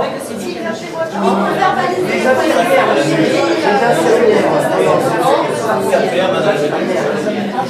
Mais on va se recentrer un peu. Le problème du marché du dimanche, c'est vrai qu'on a un problème de, je dirais, de stationnement, oui. Comment dire ça, pour employer un terme approprié? Je dirais que c'est un petit peu la jungle, je veux dire, c'est court. C'est anarchique, voilà. C'est un stationnement anarchique. Il y a un parking qui est prévu derrière, mais il faut payer, donc les gens n'y vont pas, ils se garent sur la route devant. Bref. Le mieux, c'est de prendre la bicyclette, non? C'est vrai. C'est-à-dire prendre la bicyclette, là, donc. Il y a encore quelques femmes qui se risquent sur la route de l'Orange. C'est le testament. Bientôt, on aura une parallèle avec la dernière échappe jusqu'à Orange en vélo. Et le plan de circulation, je pense qu'il a été évoqué dans Jonquière. C'est vrai que dans le FISAC, ça en fait partie, hein, le plan de circulation, le stationnement. On a Bernard qui parlait de décoration florale, entre autres. L'aménagement urbain, c'est ça, hein, ça fait partie du floral. Ça fait partie du FISAC, tout ça en fait. Redynamiser le commerce de proximité, c'est aussi redonner aux gens l'envie de venir dans les commerces. Mais au-delà d'avoir des commerces en quantité suffisante et attrayante, c'est aussi avoir un centre-ville fleuri, arboré, agréable, Éclairé, propre, éclairé, sécurisé. Et tout ça, mis bout à bout, eh bien, fera que l'on redonnera envie aux gens de s'arrêter, les gens de passage, et aussi aux Jonquiérois de revenir dans le centre-ville. Parce qu'aujourd'hui, le passage à Jonquière, il y en a, mais ils ne s'arrêtent pas. Et j'aurais envie de vous dire ce que je dis souvent d'une manière anecdotique. Si on a Jonquière, on est sur un carrefour central, 4 entrées principales. Hein, ça, c'est le schéma de Jonquière. Eh bien, si on sort de Jonquière, qu'on se fait un lavage de cerveau, et que l'on prend ces 4 entrées une par une, et qu'on se pose la question suivante. Qu'est-ce qui va me donner envie de m'arrêter à Jonquière si je me mets dans la peau du touriste? Rien. Rien, on a envie de passer au village après. Parce que, c'est désolant que ça. Mais c'est le triste constat. Aujourd'hui. Pardon. Un apéro, tous les matins, de 11h midi. Et c'est pour ça que je pense que tout ça, c'est le point, j'ai envie de dire, c'est presque le point de départ de la réflexion. Pour redynamiser notre commerce de proximité, il faut qu'on trouve une solution pour que quand le touriste ou la personne qui n'est pas de Jonquière passe à Jonquière, quand elle traverse, eh bien, son regard soit attiré et que son envie de s'arrêter se déclenche. Et pour s'arrêter, il faut pouvoir se garer. Et voilà, il faut avoir envie de s'arrêter, pour s'arrêter, pour pouvoir se garer. Et ainsi de suite. Vous savez, tout simplement, pour le commerce, on regarde un peu ce qui se passe ailleurs. On regarde dans d'autres villes, on regarde dans d'autres lieux, et y compris dans les centres commerciaux. Pourquoi il y a des gens qui vont dans les centres commerciaux? Je ne parle pas des hypermarchés, c'est encore un autre problème. Je parle des boutiques dans les commerces. Pourquoi? On arrive, on se gare tout de suite. C'est gratuit. Il n'y a même pas un vin. Dedans, il y a de la sécurité. C'est propre. C'est pas froid. Donc déjà, quand vous mettez ces 5 critères, est-ce que aujourd'hui, dans les rues de la commune, on est dans ça? Est-ce qu'on peut s'en rapprocher? Je ne dis pas qu'il faut, attention, hein, parce que évoquer comme ça les choses, c'est très simple, c'est très facile, et ça a l'air, on fait ça, demain matin, ça va se faire. Mais est-ce qu'on peut au moins s'en rapprocher? Et si sur tel item, on est moins bon, par contre, on va être peut-être meilleur sur d'autres. C'est quand même plus sympathique de venir faire du shopping, je ne dis pas des courses à Alter avec le caddie, hein, je parle de shopping, dans un lieu, un beau village, ou une rue sympathique, rue commerçante, en plein air. Bon, bien sûr, quand il fait neige, il fait un gros mistral, c'est moins sympathique. Mais au-delà de ça, je crois que si on regarde au niveau national, nous sommes quand même dans un coin de France privilégié, où on a plus souvent du beau temps et de la belle saison que l'inverse. Je crois que ça, ce sont les points. Tout à l'heure, on parlait du tourisme. Je crois qu'effectivement, hein, quand vous avez arrivé à. Ici, je ne connais pas bien Jonquière, donc je ne vais pas m'avancer, mais je pense que vous êtes un village de Provence, déjà rien que ça plairait à beaucoup de commerçants de pouvoir travailler là-dessus. Il y a beaucoup de communes. Donc voilà, c'est ces éléments donc il va falloir faire le point et puis dire voilà, comment on peut mettre ce qui est positif en avant grâce à ce visage et essayer, les histoires de stationnement et tout ça, et il y a une vision globale, mais parce que là aussi, c'est l'expérience qu'on a. Aujourd'hui, par exemple, sur le stationnement en ville d'Avignon, c'est très problématique aussi. On est en train, par rapport au commerce, moi, comme j'explique à certains de mes collègues, c'est qu'il ne faut pas que d'une part, on ait des élus, des fonctionnaires, des commerçants qui fassent tout pour faire venir des gens, et que d'autres sont là pour les verbaliser simplement. C'est pas génial au niveau commercial. Qu'est-ce que tu as eu à Avignon, un PV? On est moins content de venir, quoi. Donc ça veut dire qu'il faut qu'on se pose des bonnes questions. Donc aujourd'hui, par exemple, dans la dernière tranche de notre FISAC, on va financer une étude, mais cette étude, le cahier des charges de l'étude, on va d'abord le confier à l'association avec laquelle on travaille. C'est une association où sont représentés la ville, mais les commerçants et les chambres consulaires. Et cette étude, elle va être, le cahier des charges, elle va être mis du point de vue des commerçants. On souhaite avoir des systèmes d'arrêt minute, de stationnement minute, sur le centre-ville, et on veut que cette étude nous permette aux élus de choisir de manière exhaustive sur tous les systèmes qui peuvent exister, parce que vous avez plein, oui, mais j'ai vu ça à tel endroit, il y a quel... On va faire une étude exhaustive. Et surtout, on va essayer de faire déterminer par ce cabinet d'études en fonction des commerces. Parce qu'effectivement, si vous allez faire du shopping, vous passez tout l'après-midi, vous n'avez pas besoin d'aller sur une station de minuit, vous allez sur un parking. Par contre, vous arrêtez pour acheter la baguette de pain, pour déposer la veste de pressing, et j'en passe et des meilleurs, là vous avez besoin de la station de minuit. Donc ça veut dire que sur certains coins de la ville, on ne va pas répartir. Le service de circulation de la ville, il fait son travail de manière classique. Il va dire, ben voilà, tel quartier on va mettre 2 places, tel quartier on va mettre 2 places, non, c'est pas ce qu'il faut. Là, on a du commerce alimentaire, peut-être qu'on va avoir 4 places. Là, on a du commerce shopping où les gens vont se garer toute l'après-midi. On n'a pas besoin d'avoir des bornes d'arrêt minutes. C'est une étude qui va être faite d'un point de vue justement des commerçants. Ce qui ne se fait pas habituellement dans les communes parce que on ne se plaise pas, les fonctionnaires qui travaillent de manière récurrente, les ingénieurs de circulation, ils ont une vue globale. Là, voilà, le FISAC va permettre aux commerçants d'avoir une étude et de proposer aux élus quelque chose qui sera adapté à leurs besoins. Voilà ce que peut permettre par exemple un FISAC. Oui, on parle beaucoup du village, dans la campagne, qu'est-ce que vous connaissez? Parce qu'on n'a plus de route, nous on ne peut plus, avec du gros engin, on ne peut pas se mettre au droit, c'est plein d'arbres, il n'y a plus rien entretenu. Et les chemins de terre, ils ne sont pas entretenus. Les fossés et tout, et les je sais pas, fossés, il va y avoir quelqu'un qui va s'occuper de ça spécialement. Là, on est sur le chantier voirie, mais il est vrai que les voiries, alors, on a les voiries, je vais dire, de la zone urbaine, d'accord? Et puis les voiries de la campagne. Les voiries de la zone urbaine, vous le savez tous, c'est une catastrophe. Jonquière, on peut le comparer à Beyrouth aujourd'hui. Après, en campagne, c'est vrai que c'est pas forcément mieux.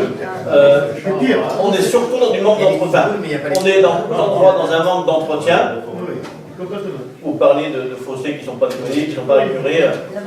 Question, le fait que tout ait été rétrocédé à la communauté de communes, est-ce que vous pouvez nous poser certaines choses à ce niveau-là? Alors, le fait de transférer des compétences, quelles qu'elles soient d'ailleurs, on parle d'un point de vue général, le fait de transférer des compétences à la communauté, quelle qu'elle soit là aussi, n'enlève pas le rôle du maire quant à l'application de la compétence transférée. C'est pas parce qu'on a transféré la compétence que le maire n'est plus responsable. Le maire reste le responsable de tout sur sa commune. La compétence, certes, elle est transférée, mais si la communauté ne fait pas le travail, c'est au maire de prendre en charge et de le faire exécuter. Parce que si la compétence a été transférée, ont été transférés avec les moyens personnels, matériels, financiers. Donc derrière, le travail doit être fait. Il n'y a rien qui peut justifier que le fait de transférer une compétence, le travail soit plus fait comme avant. Ça veut dire qu'il y a un désengagement des élus, voire des fonctionnaires, qui sont chargés d'exécution. Il y a un exemple qui est frappant, c'est quand on a dit que les cimetières étaient très sales, il y avait des herbes de mètre de partout. Il y a des personnes qui m'ont dit que c'est la communauté de communes, on n'a plus le droit de... Voilà. Mais le lendemain, Louis avait bougé de partout, parce que... Voilà. Et puis il y avait du monde qui travaillait et qui nettoyait. Donc ça veut dire quand même qu'il avait repris les rênes de la C'est une question de volonté, on est bien d'accord. Et c'est vrai que l'exemple est très, très significatif. Tu as raison de le signaler, parce que c'était pour la fête votive, le jeudi soir du mois d'août, où on a fait une allocution à l'Estérel. On a évoqué l'état du cimetière qui était déplorable, sale, pas entretenu. Ça, c'était le jeudi soir. Le lundi matin, les services techniques étaient au cimetière en train de nettoyer, désherber, parce qu'ils balayaient par terre. Alors, la communauté de communes qui devrait faire ça. C'est bon, allez-y. Voilà. Parce que le fait de mettre les compétences, il faut après qu'il y ait un suivi derrière. C'est sûr, mais on parle de la compétence voirie, par exemple, elle est transférée à la communauté. Voirie, ça veut dire aussi nettoiement des voiries et entretien. Mais c'est pas parce que c'est transféré que le maire en est déchargé. Il en reste responsable. Si la communauté ne maintient pas le niveau requis de propreté, c'est à lui d'aller se battre à la communauté qui est vice-président. Comme les poubelles, les conteneurs qui ont été levés, c'est bien qu'on a mis. Mais les gens, maintenant, ils vident quand même. C'est dans les terres qu'on vide les choses. Au plus c'est compliqué d'aller des châteauries, au plus les gars ils vont aller dans les bois. Là, il n'y a pas de secret, le gars il ne va pas se faire chier. Il va à la déchetterie, s'il a trois groupes différents, il emmerde, il va dans un bois, de partout. Mais il est vrai que le problème des ordures ménagères. Tout reprendre et tout amener à la décharge. C'est pas à nous à faire ça quand même. Et l'interdiction de brûler. C'est pas à nous. Alors, ouais. On va se concentrer un peu. Comme nous, tu vas racheter le vide. Moi, je décharge tout ça face à la mairie. Alors, l'interdiction de brûler, vous faites bien en parler, c'est une loi qui est récente, on va dire. Depuis, alors, je ne sais plus la date, mais je crois que c'est milieu 2016, je crois, une loi. Ah, il n'y a plus que les professionnels, enfin les agriculteurs entre autres, qui ont le droit de brûler chez eux. On n'a plus le droit de brûler quoi que ce soit, on n'a plus le droit de brûler nos feuilles. C'est fini.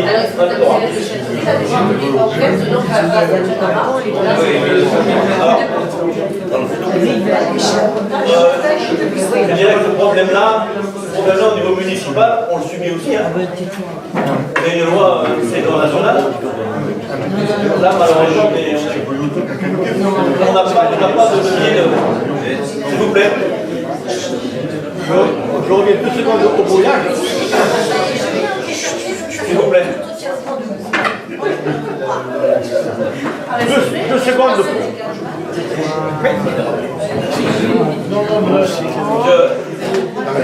Je remets là.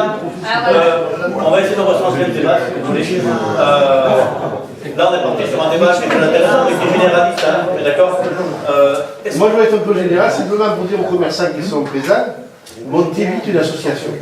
Ouais. Parce que et vous verrez que quand vous aurez une association, surtout si la municipalité change, vous serez aidé et seulement ne tardez pas, ça passe. L'association des commerçants, c'est ce que je vous proposais tout à l'heure. La municipalité créera la commission extra-municipale et on travaillera sur ce qu'a exposé mon collègue Henri, sur un FISAC, où là on peut tout prendre en compte, mais c'est pas un travail qui va se faire, nous, tout seul, ou vous, tout seul. Ce travail-là, c'est un travail ensemble. Et c'est pour ça que quand on a choisi le terme ensemble, redynamisons Jonquière, ben, quel que soit le sujet, de toute façon, si on ne fait pas ensemble, on n'arrivera à rien. Donc c'est tous les sujets, on les prend tous un par un. C'est de toute façon ensemble qu'on pourra arriver à quelque chose, partir sur des pistes, et au bout de la piste, eh bien, avoir trouvé une solution et mettre en place les moyens pour être meilleur. Mais seul, chacun de son côté, dans la vie de tous les jours, même dans la vie privée, j'ai envie de dire, on va où tout seul? Jamais très loin. Je pense qu'il y a des gens aussi qui attendent que tout leur tombe tout Voilà. coup. Oui, oui. Voilà. Moi je dis, je ne suis pas commerçante, hein, mais bon, si, il faut se bouger si on veut avancer dans notre quotidien, on se bouge. Sinon, il y a ceux qui montent et ceux qui restent sur le carreau. Je veux dire, les commerçants, on parle que des commerçants, mais bougez-vous les commerçants. Voilà. Alors, oui, non, mais c'est vrai.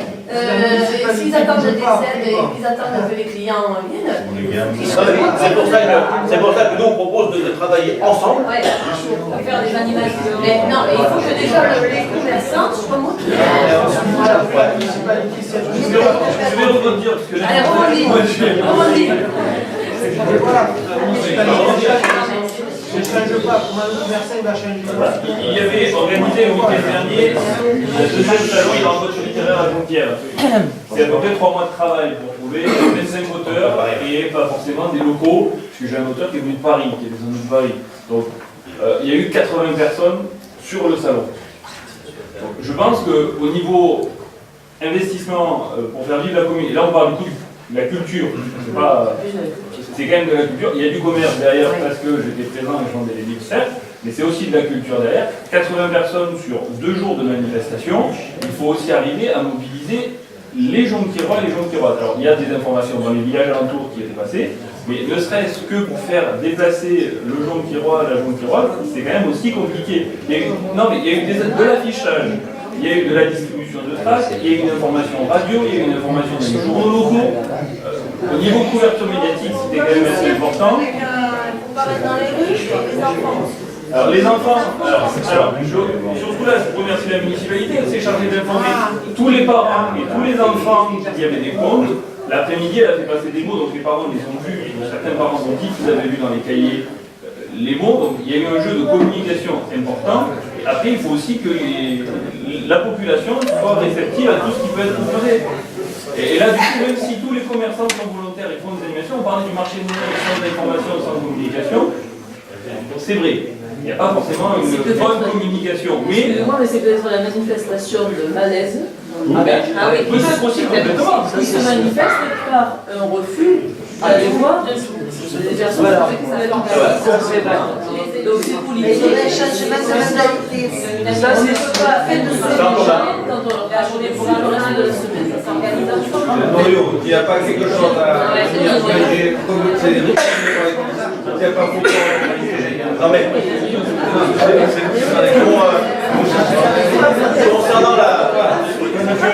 concernant la manifestation de ce week-end dont on parle,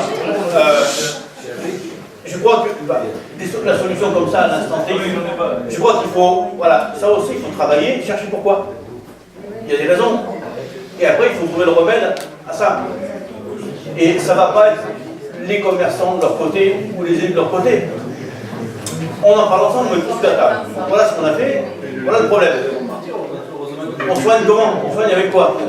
Du coup, je vais revenir à une question. On parle de commission extra-municipale. Oui. Vous avez un projet de définir un calendrier, alors de réunions, je pense, régulièrement, mais de manifestations sur une année d'entrée, alors que ce soit une association, que ce soit des commerçants, les deux peuvent très bien fonctionner, mais je dirais sur une année, sur un trimestre, de façon à ce que les commerçants puissent prévoir aussi, parce que chacun a des activités plus ou moins tendues à des moments. Donc, je crois que cette réflexion-là, il faut l'avoir sur du long terme. Hein. Un calendrier de festivité, quel qu'elle soit, il faut le faire d'une année sur l'autre. C'est encore plus que ça, si vous faites un FISAC, le FISAC doit être déposé auprès des services de l'État pour les 2 à 3 ans à venir. Donc de manière assez précise, avec des devis, etc.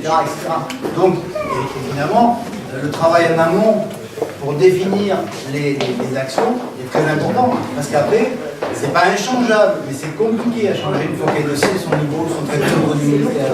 Donc là, définir les actions qu'un on peut évoquer, donc le constat avec les choses positives, les choses négatives, est-ce qu'il faudra améliorer, est-ce qu'il faudra continuer à garder, à mettre en œuvre, que ce soit des actions commerciales, comme disait des histoires d'études, des choses comme ça, par rapport au stationnement ou par rapport à d'autres problèmes différents, ou que ce soit les animations commerciales.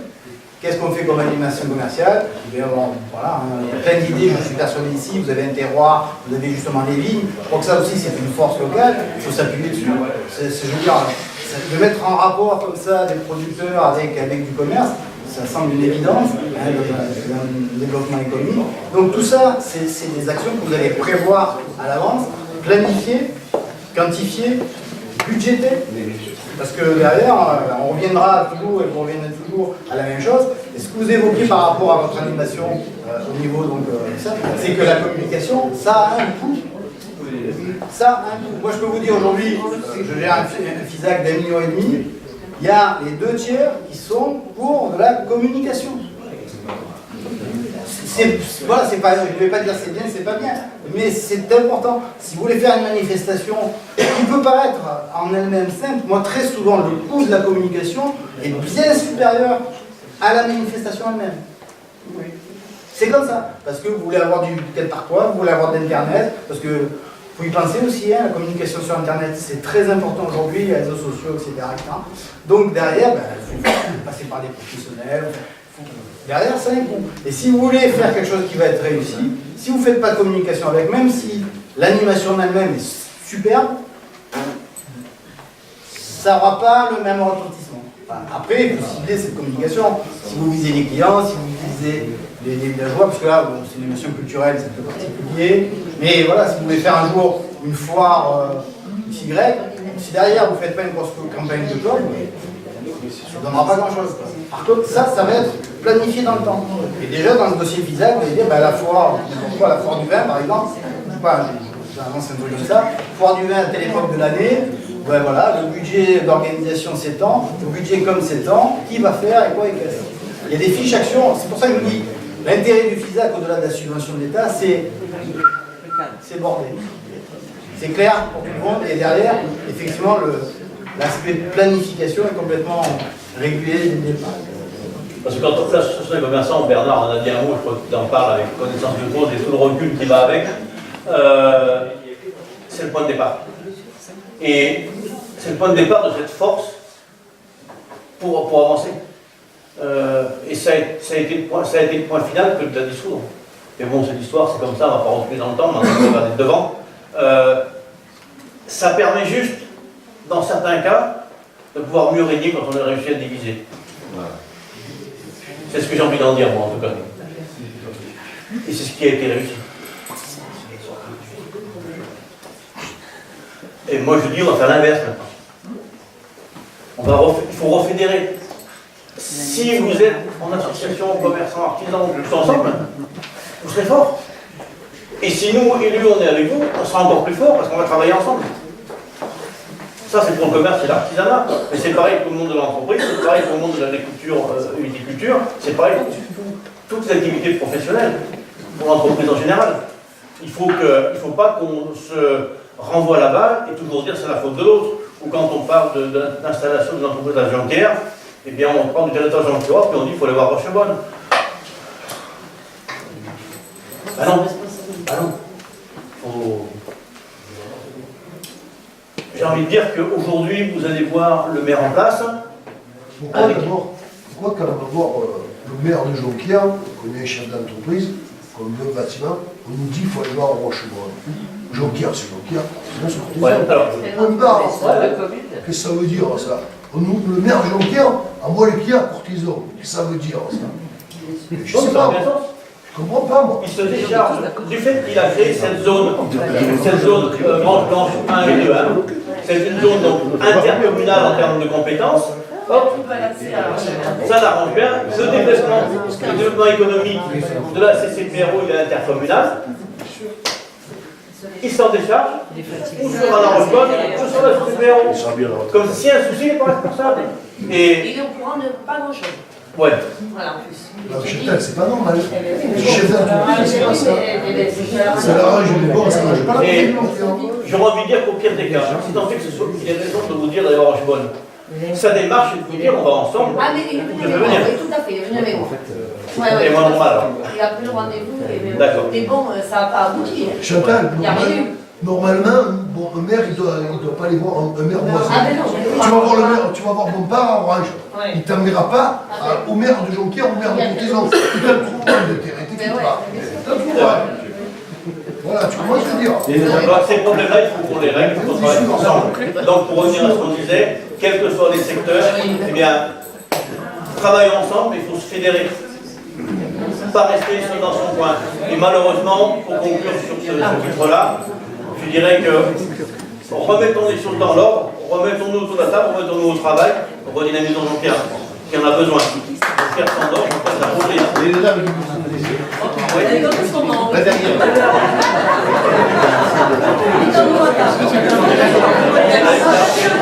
On va conclure. Une question. Après, on compte. Si vous écoutez comme ça pour les histoires de fleurs, d'attiration de centre-ville, S'il vous plaît. tu peux rendre le centre du village un peu attractif, des fleurs, des machins, d'accord. Mais c'est vrai aussi, je pense que de s'unir, c'est sûr que c'est bien. C'est ce qu'il faut de toute façon, sinon. Mais je pense aussi que si chacun, par exemple, au lieu de mettre ces grosses potiches chipeuses là, industrielles, moches là, ces gros machins beige là, si on vire tout ça, et après aussi, comme dans les petits villages fleuris de 500 habitants, Chacun met sa fleur. mais sa jolie plante, son machin, déjà, c'est plus que la mairie qui fait tout, parce que aussi, voilà. Mais ce que vous dites, c'est extraordinaire parce que ça s'appelle juste un village fleuri. Ben, Vous créez un petit challenge dans le village au printemps, allez, on fait le prix de la maison fleurie. Nous, en Champagne, il y a 200 habitants, ils font des trucs de tête. Et c'est des choses qui sont... Parce qu'ils ont un... S'il vous plaît. C'est ça, Il y a une... ça. Il faut savoir quand même qu'il faut rencontrer un problème de vandalisme. Nous, on en a eu des jardinières, tout ça, mais ça a tout disparu. C'est comme les sapins pour Noël, c'est comme les guirlandes lumineuses. Vous mettiez des grandes guirlandes et vous en sortez ça. C'est coupé. On arrivait, les pingouins qui étaient sur la façade, ils sont arrivés à le prendre. Oui, ça c'est vrai aussi, oui. Tout, en fait, quand on a eu des annonces, on a fait Oui, je sais. tout disparaît. Oui, c'est vrai. Ça, Ça rejoint fort la fois mais on est d'accord, ça fait partie aussi des dossiers, la sécurité dans le village. Ça en fait partie aussi. J'en ai parlé tout à l'heure. À Jonquière, on a un problème d'insécurité, d'incivilité et de vandalisme. Et il est grandissant ces dernières années. Ce n'est qu'un constat. Dire que c'est la faute des autres, c'est aussi trop facile à ce sujet-là. Thierry, tu as la gorge sèche. Oui. Donc, je crois que on va conclure et puis on va continuer à discuter autour du buffet. Mais je crois que c'est important qu'on échange. Notre proposition, elle est celle-là. On n'a rien décidé ce soir, le but il n'est pas là. Le but il est de vous dire, on est là, on veut travailler avec vous, on veut travailler ensemble. Parce que Jonquière, on est dans le mur aujourd'hui. Et il faut faire quelque chose, il faut avancer, il faut qu'on travaille ensemble. Il faut qu'on arrête de renvoyer les gens chez le voisin ou chez l'autre. Il faut arrêter d'avoir un maire qui vous dit à toutes les sauces, c'est pas moi, c'est la faute des autres, c'est pas moi, c'est la faute de la gendarmerie, c'est pas moi, c'est la faute du maire d'à côté. Il faut arrêter. Le maire, il est responsable de tout dans sa commune, il peut se décharger de rien. Un maire est responsable de tout. Et on a tout est dit. Est-ce que tu restes à faire? Oui. Mais sinon, je ne serais pas là en train de vous dire. Un maire est responsable de tout, il ne pourra jamais dire c'est la faute de l'autre. Enfin, normalement, il ne peut pas dire ça. Quel que soit que ce soit bien ou pas bien, il est responsable. Je crois que vos 25 ans, il n'a pas compris ça, c'est grave. Et avec l'agrandissement de la communauté, avec Orange, oui. Alors, moi je crois que il faut pas il peut y avoir deux débats quand on part sur ce sujet. Le débat de l'intérêt général et puis le débat politique lié à ça. Je crois qu'il faut mettre la politique de côté dans ce débat-là et parler que d'intérêt général. Et si on parle que de l'intérêt général, j'ai envie de dire c'est la meilleure des choses qui puisse arriver. On crée une interco avec Orange, quoi de plus normal. Si on n'avait pas assisté dans le paysage local à une guerre des mers depuis 25 ans, la communauté avec Orange existerait depuis longtemps, on n'en parlerait pas aujourd'hui. Mais à l'époque, pour ceux qui ont suivi les événements de l'époque, le savent, je pense. Hein, à l'époque, le vin d'Orange, c'était comment il s'appelait L'Abbé, Piscara, il s'appelait Durieux. Ils étaient déjà là, ceux-là. Et si ça n'était jamais fait, c'est à cause d'eux. Si, à l'époque, ils avaient réussi à se mettre autour de la table et qu'ils avaient mis leurs égos de côté et leur étiquetage politique, on ne se serait pas posé la question, il y a 2 ans, de dire Orange, pas Orange, Cantabillon, pas Cantabillon. Puisque l'intercommunauté avec Orange, elle existerait déjà. Vous êtes d'accord? Donc je crois qu'aujourd'hui, oui, c'est une bonne chose. On fait partie du bassin de vie d'Orange, c'est notre bassin de vie. Et les pays d'Orange, on ne vient pas les inventer. Ça remonte aux Romains. On n'invente rien dans des pays d'Orange. Je crois que c'est la raison d'être, elle est là. Les pays d'Orange, et Orange en 8 ans. Alors après, on peut dire oui, on a fallu un dégât assez surpris avec Carmaret, Violin avec. Ok, bon. Là, il y a d'autres querelles derrière qui sont générées, que l'intérêt général. Déjà, il y a un pas en avant. Orange, rendre avec la super haut, c'est déjà un premier point. C'est pas mal. C'est bien. C'est mon avis en tout cas. Il fallait en arriver à ça. Ça répond